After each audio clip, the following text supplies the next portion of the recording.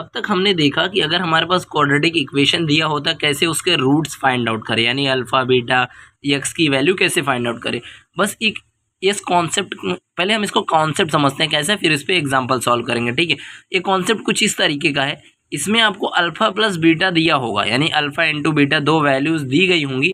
आपको इक्वेशन बनाना होगा। सोचो कितना ऑकवर्ड लग रहा है सुनने में, कैसे बनेगा, आपको बहुत डर लग रहा होगा, लेकिन इसको हम एक स्टेप बाय स्टेप में समझते हैं।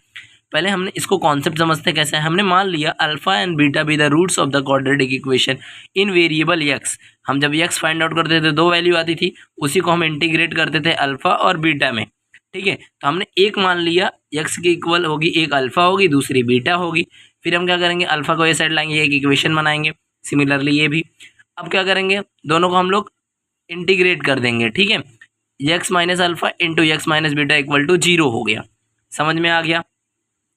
अब क्या करेंगे, हम लोग दोनों का मल्टीप्लाई करेंगे, एक्स का पूरा इससे मल्टीप्लाई करेंगे, अल्फा का इससे मल्टीप्लाई करेंगे।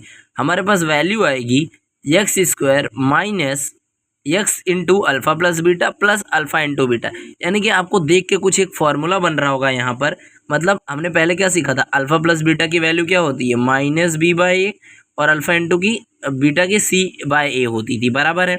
तो हमें क्या चाहिए होगा मेन, बस ये चाहिए होगा, दो वैल्यू चाहिए होगी, हमारे पास इक्वेशन बन जाएगा। यानी अल्फा बीटा से हम इक्वेशन पूरा बना सकते हैं। ठीक है, तो गाइस हमारे पास एक फार्मूला बन गया, x square minus addition of roots, यानी alpha plus beta into x कर देंगे plus product of root equal to 0।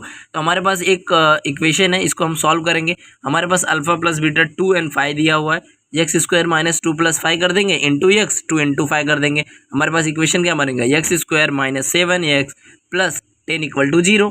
समझ में आ गया। लेकिन इस पर एक कंडीशन होती है, अगर हमारा इक्वेशन कोई भी नॉन जीरो नंबर से मल्टीप्लाई किया गया तो हमारे रूट की वैल्यू जो होगी वो चेंज नहीं होनी चाहिए।